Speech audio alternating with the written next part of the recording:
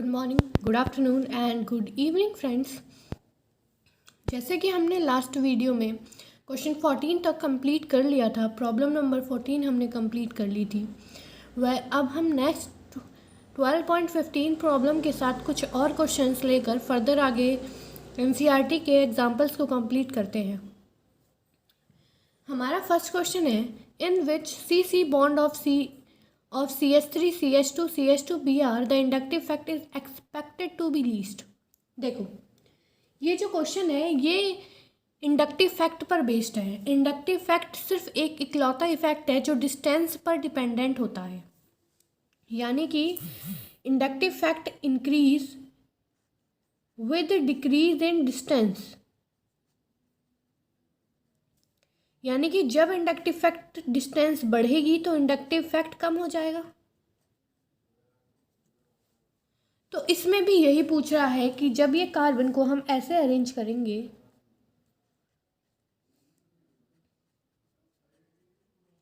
तो इनमें से सबसे कम इंडक्टिव फैक्ट किस में लगेगा?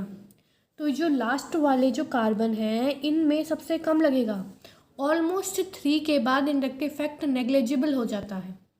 मतलब जब थर्ड कार्बन, इसके बाद अगर कोई कार्बन होता तो उसका इंडक्टिव फैक्ट बिल्कुल नहीं होता, पर यहाँ पर नहीं है, इसलिए इसके इन दोनों के बीच में इंडक्टिव फैक्ट सबसे कम है। तो कार्बन नंबर सेकंड और थर्ड के बीच में इंडक्टिव फैक्ट बहुत कम है,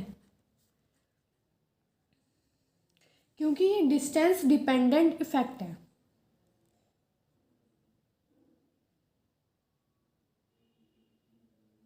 ओके, अब प्रॉब्लम 12.16।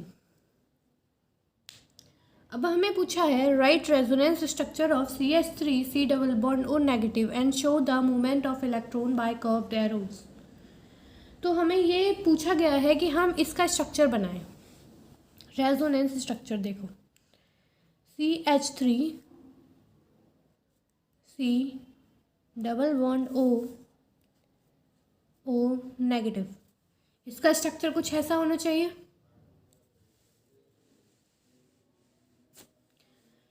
अब ये यहाँ जाए एरो के द्वारा, तो यानी कि ये इलेक्ट्रॉन यहाँ चले गए और ये बॉन्ड यहाँ टूट गया, तो इसका नेक्स्ट स्ट्रक्चर कुछ ऐसा होगा।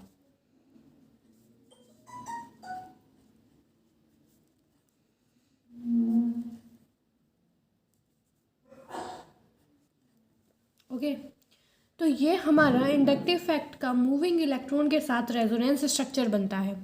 अब इसको हम दोबारा ऐसे करेंगे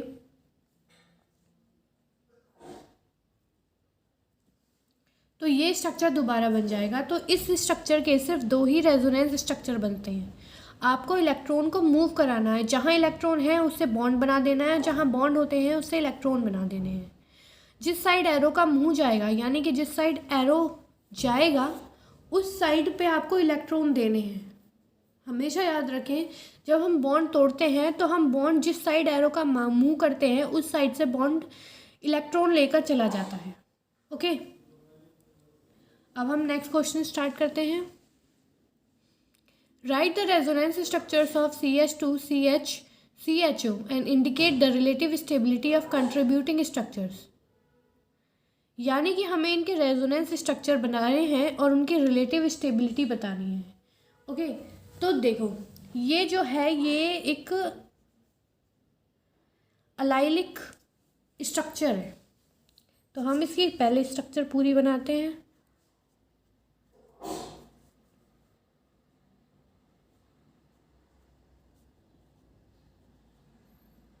ये इसकी स्ट्रक्चर रहेगी, तो ये इसका फर्स्ट कंट्रीब्यूटिंग स्ट्रक्चर होगा। इसका नेक्स्ट कंट्रीब्यूटिंग स्ट्रक्चर होगा जब हम ये बॉन्ड यहाँ तोड़ देंगे और ये बॉन्ड यहाँ तोड़ देंगे। ओके, तो CH2 नेगेटिव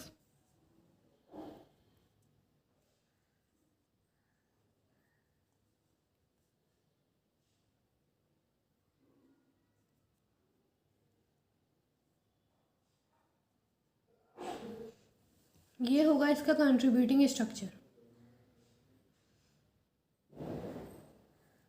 ओके, और इसके ये भी कंट्रीब्यूटिंग स्ट्रक्चर्स बनेंगे।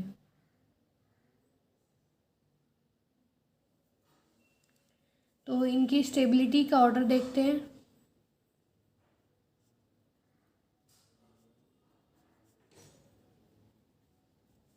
तो देखो, हम सबसे पहले इसमें रेजोनेंस स्ट्रक्चर की स्टेबिलिटी को चेक करने के लिए एनीपोसाई रूल लगाते हैं, ANIPOESI। ये रूल मैं आपको रेजोनेंस में बता चुकी हूँ, ESI, एनीपोसाई। आपको ये रूल लगा के ये पता करना है कि कौन सा स्ट्रक्चर स्टेबल है।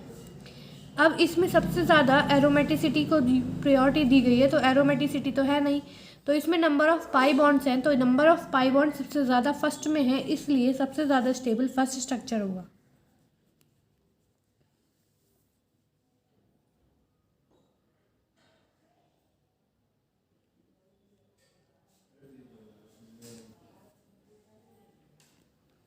Okay,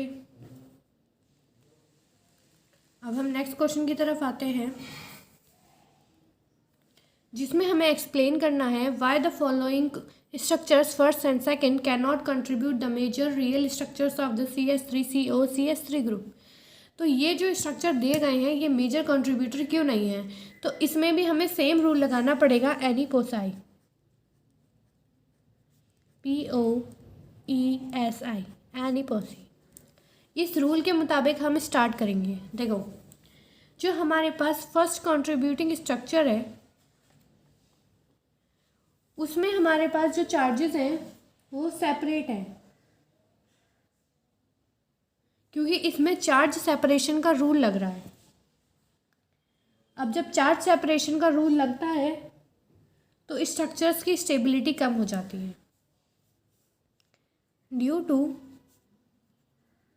charge separation rule. ये हम सेकंड के लिए बात कर रहे हैं। देखो, यहाँ नेगेटिव है, यहाँ पॉजिटिव है।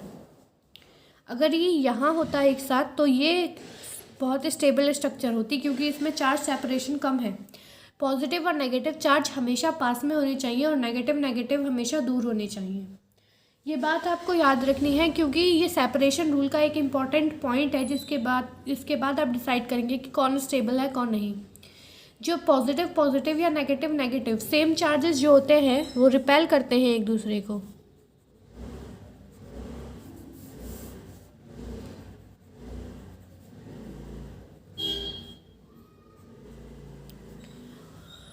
और जो दूसरे चार्जेस होते हैं यानी कि अपोजिट चार्जेस वो अट्रैक्ट करते हैं। तो हमें यही रूल लगाना है। ओके, अपोजिट चार्जेस जब एक दूसरे को अट्रैक्ट करते हैं तो अपोजिट चार्जेस हमेशा पास में होते हैं और जो सेम चार्जेस होते हैं वो हमेशा दूर में रहते हैं। ठीक है, इसके बाद हम इसको देखेंगे तो इसमें जो स्ट्रक्चर्स हैं वो इनकम्प्लीट है, यानी कि जो कार्बन एटम है वो उनके ऑक्टेट इनकम्प्लीट है। इसमें इस कार्बन के पास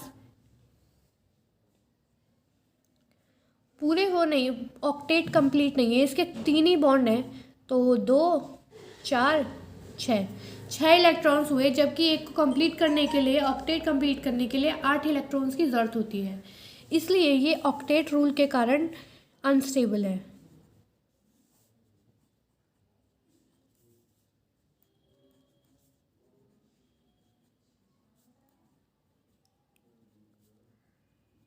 ओके, अगर यहाँ इस कार्बन के ऑक्टेट कंप्लीट होते तो ये भी स्टेबल स्ट्रक्चर की गिनती में आता।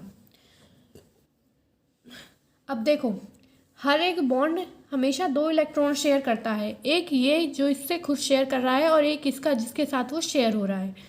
तो दोनों इलेक्ट्रॉन शेयर करके एक बॉन्ड बनाते हैं और जिसको कोवलेंट बॉन्ड कहते हैं। इसलिए मैंने इसमें 2 इलेक्ट्रॉन काउंट करे हैं पर बॉन्ड, और इसके टोटल इलेक्ट्रॉन होते हैं 6, हमें चाहिए 8 नहीं हो रहे, इसलिए इनकम्प्लीट ऑक्टेट रूल के कारण ये जो स्ट्रक्चर है वो स्टेबल मेजर कंट्रीब्यूटर नहीं कहलाएगी।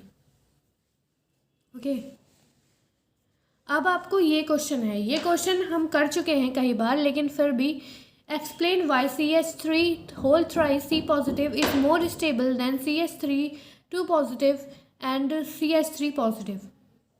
मतलब ये जो स्ट्रक्चर है ना, ये इसका स्ट्रक्चर पूरा कंप्लीट बना देते हैं।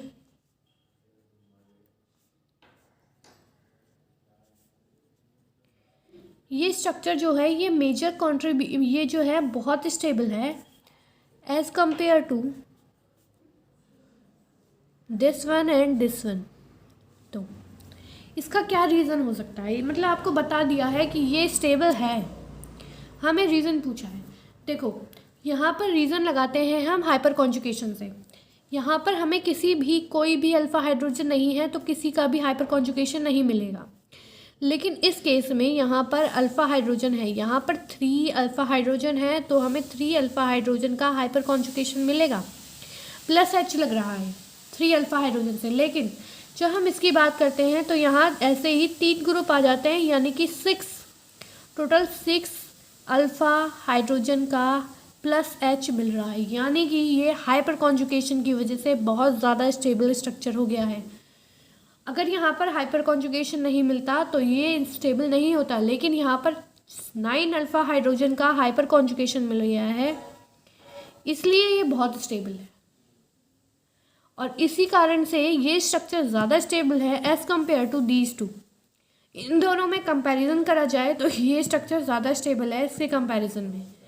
हम स्टेबिलिटी का ऑर्डर बनाएं तो ये सबसे ज़्यादा स्टेबल है, फिर ये एंड ये। इन लोगों के एक और स्ट्रक्चर आता है जो कुछ स्टेप का है, जिसमें 6 अल्फ़ा हाइड्रोजन होते हैं और ये इस पोजीशन पे आता है इन दोनों के बीच में। ओके, तो आई होप आपको ये क्वेश्चन समझ में आ गए हों। कोई भी डाउट रह गया हो तो प्लीज़ कमेंट बॉक्स पर कमेंट कर दीजिए, I will reply your doubts. Thank you.